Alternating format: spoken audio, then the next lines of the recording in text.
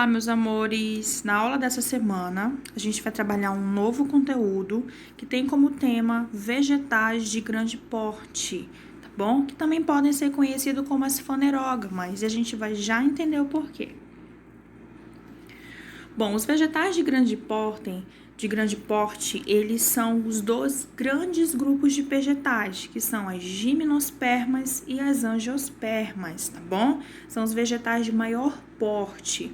Lembre-se que briófitas e pteridófitas são aquelas árvores de baixo porte, são aquelas plantinhas rasteiras, então elas não entram nessa nossa aula dessa semana, tá?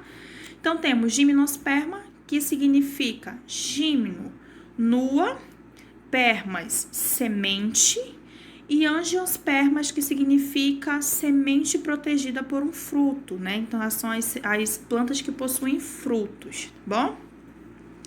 Por que, professora, são chamadas também de fanerógamas?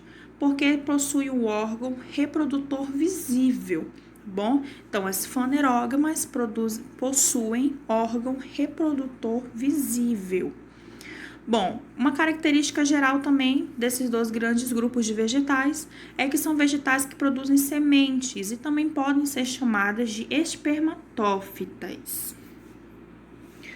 Elas possuem algumas vantagens adaptativas em relação aos outros dois primeiros grupos, né? Grupos de briófita e pteridófita. Por elas possuírem semente, a vantagem adaptativa de possuir semente é que garante uma proteção do embrião e uma dispersão melhor, ou seja, permite a disseminação da espécie. Não sei se já aconteceu com vocês, mas geralmente quando a gente dispersa sementes de alguma coisa, até mesmo a gente comendo algo, a gente lança uma semente fora, dali a gente pode estar dispersando algo que vai ser proveniente de uma nova planta, de um novo indivíduo daquela espécie. Uma outra vantagem adaptativa dos vegetais de grande porte, que são gimnosperma e angiospermas, é que elas já possuem um tubo polínico. Bom, o que seria esse tubo polínico? É um tubo que direciona os gametas na fecundação. Então, é quando ele já ajuda, né, na reprodução da planta. Geralmente, as briófitas e a pteridófita, elas precisavam de água, né, para se reproduzirem. Já as gimnospermas e as angiospermas, elas se tornaram independentes da água para reprodução. Por quê? Porque elas possuem um tubo polínico, é como se fosse uma espécie de sifão, né? Por isso elas também podem ser conhecidas, em alguns livros vocês podem ver esse nome, sifonógamas, bom?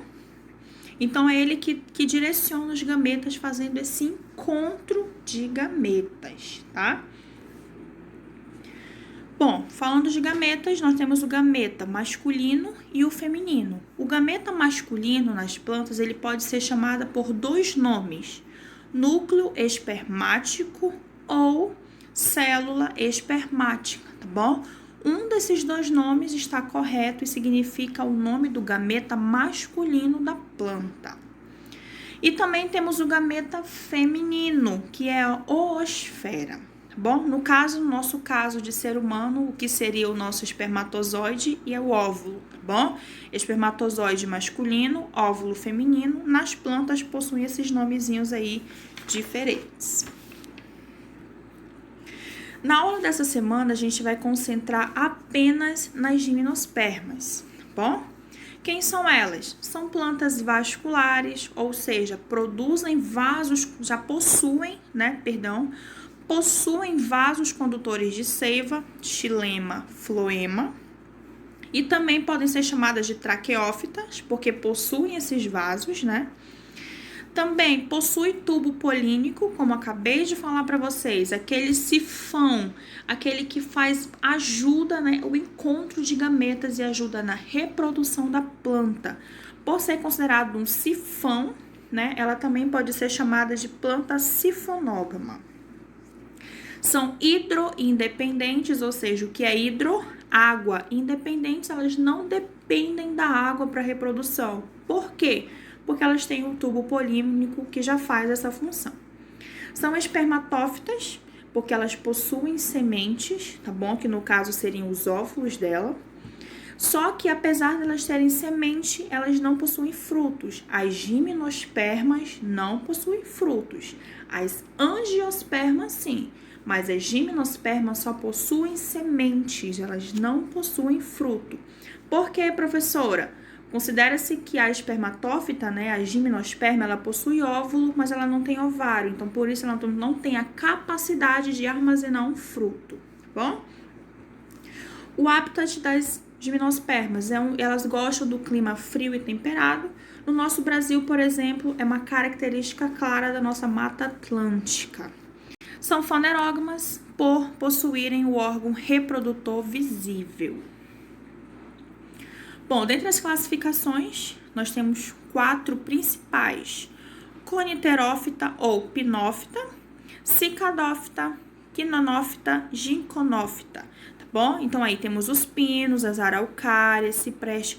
A primeira lista de filos aí, ó, Coniterófita e Pinófita, são as mais conhecidas. Inclusive, eu até fiz questão de botar uma imagem que representa cada uma delas. Os pinos, as araucárias, né?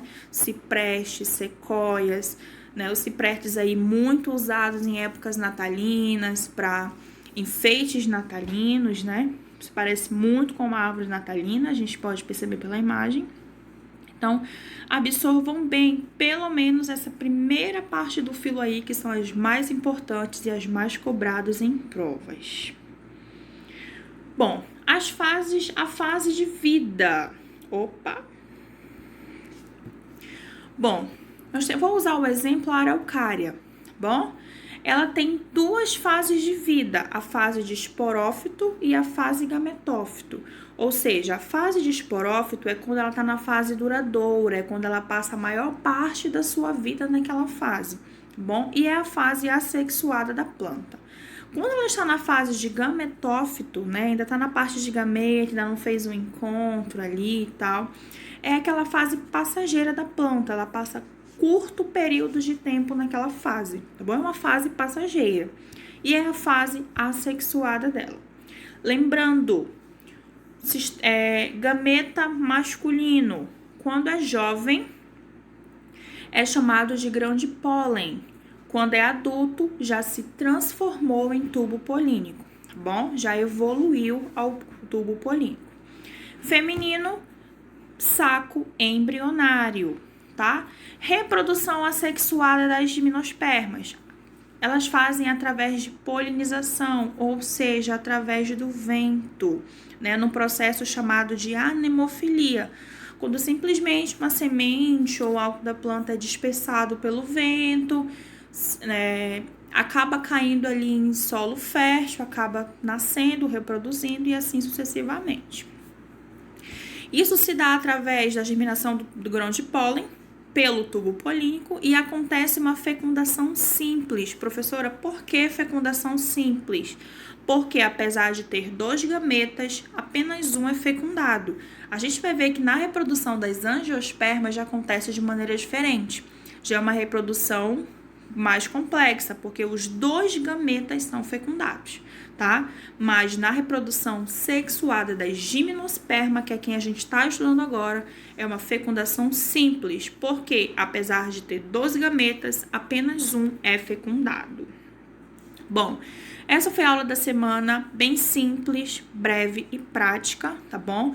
Se houver qualquer dúvida, pessoal, vocês sabem onde me encontrar, me procuram pelo WhatsApp que eu estou disponível para vocês, tá bom? Tenham todos uma ótima aula e até semana que vem.